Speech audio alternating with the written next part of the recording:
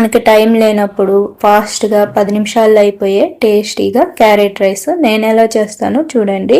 Lunch బాక్స్కి, ఆఫీస్కి చాలా తొందరగా అవుద్ది. ఒకసారి ఇలా ట్రై చేయండి. నేను ఎలా చేస్తానో చూడండి. ఫస్ట్ వచ్చేసి స్టవ్ వెలిగించి ప్యాన్ పెట్టేసుకొని 2 స్పూన్ల నెయ్యి, 2 స్పూన్ల ఆయిల్ వేసేసి ఆయిల్ కాగాక అందులో ఒక బిర్యానీ ఆకు, ఒక అంగుళం దాల్చిన చెక్క, ఇంకా 2 లవంగాలు, 2 యాలకులు, ఒక అనాస పువ్వు వేసి కొంచెం వేగాక ఆవాలు, జీలకర్ర, పచ్చెనగపప్పు వేసేసి ఒకసారి కలుపుకోవాలి. అవి వేగాక వెల్లుల్లి, సన్నగా కట్ చేసుకున్న వెల్లుల్లి, సన్నగా కట్ చేసుకున్న అల్లం, సన్నగా కట్ చేసుకున్న పచ్చిమిర్చి 3 వేసుకోండి, 3-4, ఎందుకంటే పచ్చిమిర్చి తోటి కారం వస్తుంది కాబట్టి. ఇంకా ఒక 1/2 కప్పు జీడిపప్పు వేసేసి కొంచెం వేగనివ్వాలి. కొంచెం ఇట్లా ఎర్రగా వేగాక కరివేపాకు వేసి ఒకసారి కలుపుకొని అందులో ఒక ఆనియన్స్ వేసి, సన్నగా కట్ చేసుకున్న ఆనియన్స్ వేసి, మీ ఇష్టం అండి, ఆనియన్స్ వేసుకోవచ్చు.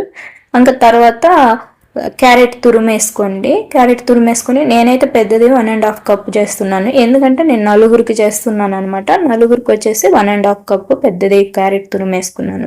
ఇంకా 2 స్పూన్లు సాల్ట్, ఒక 1/2 స్పూన్ పసుపు వేసేసి ఒకసారి కలుపుకొని మంచిగా మూత పెట్టేసి మగ్గనివ్వాలి. మంచిగా వేగాలండి, ఎందుకంటే పిల్లలు కూడా ఇష్టంగా తింటారనమాట. ఇది చాలా బాగుంటుంది, ఒకసారి ట్రై చేయండి. చాలా ఇష్టంగా తింటారు పిల్లలు, చాలా టేస్టీ కుదిరింది.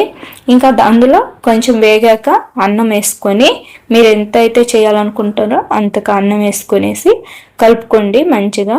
ఒకసారి కలుపుకొని అందులో కొంచెం గరం మసాలా, ఒక 1/2 స్పూన్ గరం మసాలా. చిన్న పిల్లలకైతే అవసరం లేదు, కారం తినని పిల్లలకైతే, మా ఇంట్లో కారం బాగానే తింటారండి, అందుకని గరం మసాలా, కొంచెం 1/2 స్పూన్ కారం, ఒక 1/2 స్పూన్ ఆమ్చూర్ పౌడర్ వేసాను. ఆమ్చూర్ పౌడర్ వేసి మంచిగా కలుపుకోవాలి.